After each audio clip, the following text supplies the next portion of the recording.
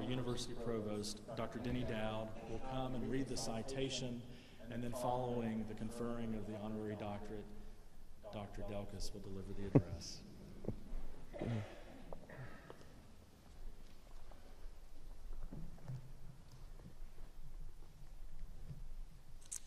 What began as a second career has developed into an award-winning profession for Pete Delkus, Chief Meteorologist for WFAA-TV in Dallas.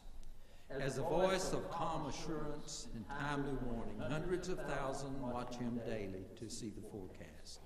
But his influence has grown beyond forecasting weather patterns to become a standard of what it means to be a faithful follower of Christ in the workplace and community. The son of Pete and Janet Delkus, Pete grew up just a few minutes east of St. Louis in Collinsville, Illinois, with brothers Randy and Jamie. Baseball was a part of Pete's DNA, and he knew his life would revolve around the sport. He excelled on the field as a pitcher and drew the attention of various scouts, earning a spot on the baseball team and full scholarship to Southern Illinois University. His time at Southern Illinois proved to be memorable, breaking several team records, becoming an All-American pitcher, and helping his team secure a trip to the College World Series. During these years, he also began to prepare for life after baseball, which in his mind was sports broadcasting after a long and successful career in the big leagues. In 1987, his dream to become a Major League Baseball star was underway as he signed with the Minnesota Twins organization. While playing with the Twins, he met his love of life, Jackie, whom he married in 1991. Today, some 25 years later, Pete and his wife are proud parents of 2 children, a daughter, Emily, who is a music major in college with goals of becoming a minister of music, and son Peter, who is a high school standout pitcher just like Dad. For 6 years, Pete enjoyed a successful career with the Twins Club, moving up in the organization and earning several awards, including the Minnesota Twins Minor League Player of the Year and the Rolaids Relief Man. Unfortunately, his journey to the majors was cut short due to a serious elbow injury, causing him to rethink his career path. Turning to his degree in communications, TV, and radio, Pete began his media career as a sports intern at WFTV, an ABC affiliate in Orlando. With hard work, this quickly became a full-time permanent position. Through several unusual events in the hand of God, Pete was then offered the chance to handle the weather duties, and the rest is history. After 4 years doing weather in Orlando, he took the job of chief meteorologist in 1996 with WCPO in Cincinnati, and his mark as the severe weather leader, gaining national attention in many industry awards. In June of 2005, he arrived in North Texas, where he quickly won the respect of his viewers and colleagues, providing timely and accurate weather reporting come rain or shine. He has won 11 Emmy Awards for weather anchoring and special show hosting, as well as 3 Associated Press Awards for Best Weathercast, and his witty and personable tweets and Facebook Lives have made him the social media leader in the market. Beyond his work on television, Pete is deeply engaged in the community. He and his family are active members of Parkway Hills Baptist Church, and he serves as an executive board member of the conservation group Park City's Quail Club, and is the ambassador for Santa's Helpers, which provides holiday toys to over 50,000 needy children each year. He has also been heavily involved with children's health through the years and has emceed several events, including the Children's Holiday Parade, Children's Red Balloon Run and Ride, and the Children's Paint the Town Red Employee Gala. Additionally, Pete enjoys speaking and reading with students through Weather Minds at many schools throughout the Dallas-Fort Worth area. Since 2010, he has been a member of the DBU Board of Trustees and manages to find the time to host annual campus events, weather pending, of course. Pete, in person or on television, people can see the love you have for others and how you strive for excellence in all things, which can only come from your deep commitment to Christ. You serve as a shining example to others of what it means to be a faithful follower of Jesus in the workforce. DBU recognizes your incredible work, engaging spirit, and enduring commitment to Christ. The honorary doctorate is awarded to very few individuals. It is through this very select and distinctive recognition that an institution of higher education can honor individuals who have distinguished themselves in service to God and their fellow men. The honor attached to these degrees signally reflects the respect and esteem earned by such people.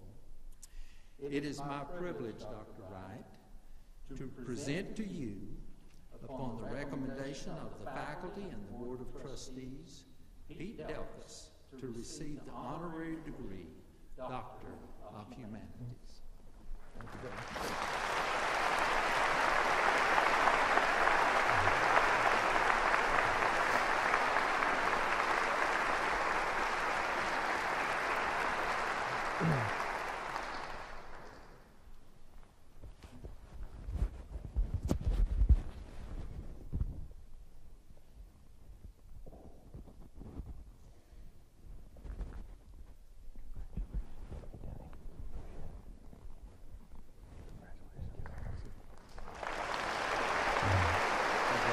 Yeah. Yeah, thank you, Adam. Okay.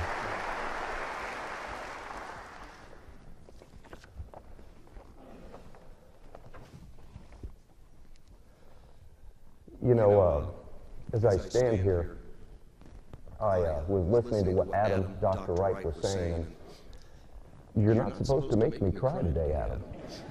But thank you very much. I tell you what, I am so honored to receive this, especially from someone, Dr. Wright, that I respect, someone that I admire, and someone that I truly call a friend. Thank you very much.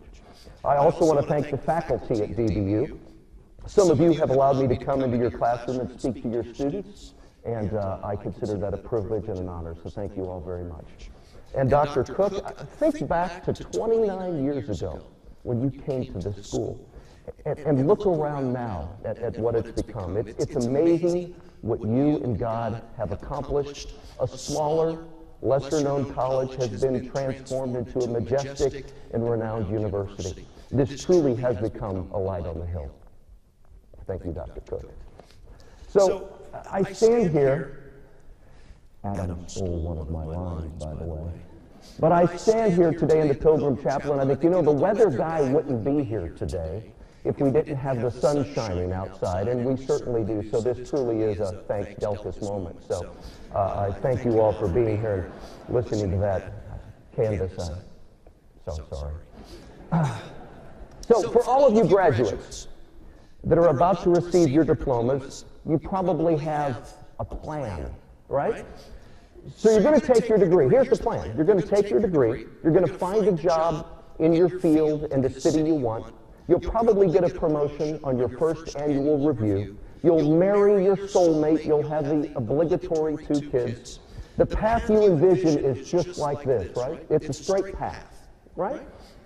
Now believe me, not only is that unrealistic, it's kind of boring. It's kind of confining. You know what I mean?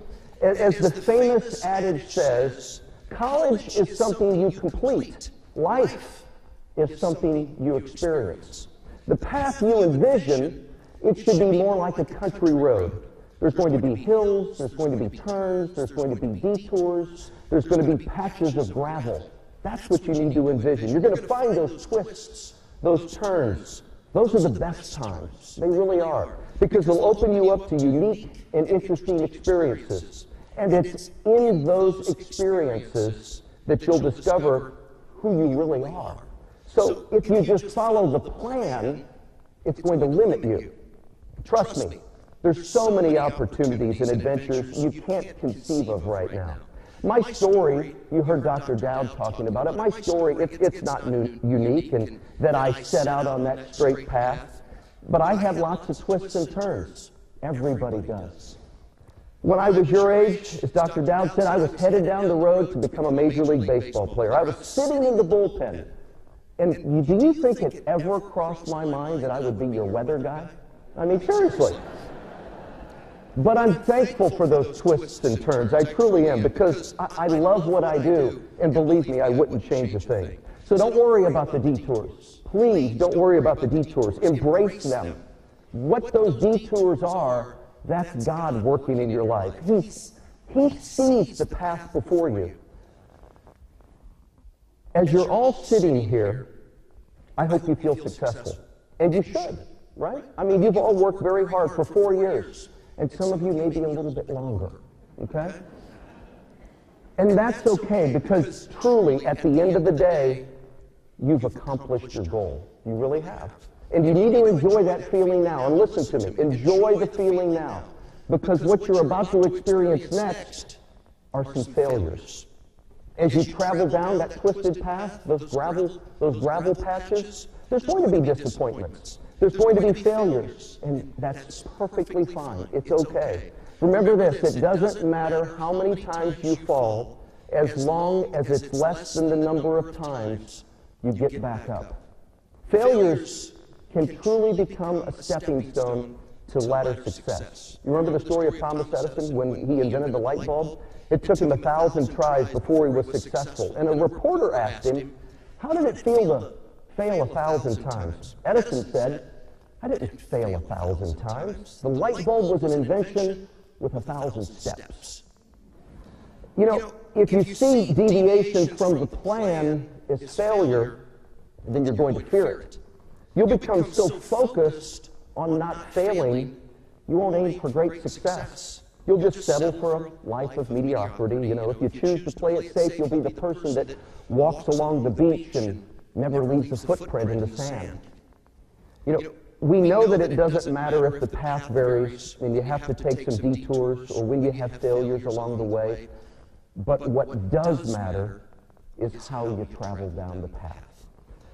As Christians, we have the opportunity to serve God and spread the love of Christ in the workplace, no matter what our career is, by simply doing our jobs well. It's been said, all work done well and for the glory of God is Christian work. This means we model Christ in the workplace best when we perform well with a good attitude. That's how we inspire others to desire, to know, and to worship God. Work well done with integrity, humbleness, and love, it's uncommon, but it'll be noticed. Paul explained it like this: whatever you do, do your work heartily, as for the Lord rather than for men, knowing that from the Lord you will receive your reward. It is the Lord Christ whom you serve. You know, so I look at that scripture and I think, we're called to serve our co-workers and our clients with excellence. It's that quality of as Christians, it's that quality of our work and attitude that has to be different from the work and attitude of those who don't know Jesus. And it's that difference alone that is our witness in the workplace. So as you leave this campus today, whether you move home or whether you move to a new state or whether you're starting a new job or maybe pursuing another degree, think about this. Over your last 4 years, you've learned a lot about yourself. You've learned a lot about your passions. Now it's time to follow them. It really is. And you may have come in today with some mixed feelings. You know, there's excitement, there's worry, there's hopefulness, there's anxiousness, or maybe you're just relieved. But what you need to hear me say today is this: you don't have to have it all figured out right now. That's okay. You just have to be faithful to God's process. Sometimes it's messy, sometimes it's easy, sometimes it's clear, and trust me, sometimes it's pretty murky. But in the end, you need to have faith that God does have a plan. He does have a plan for you in each and every one of you. And He won't abandon you as you seek it. Thank you all.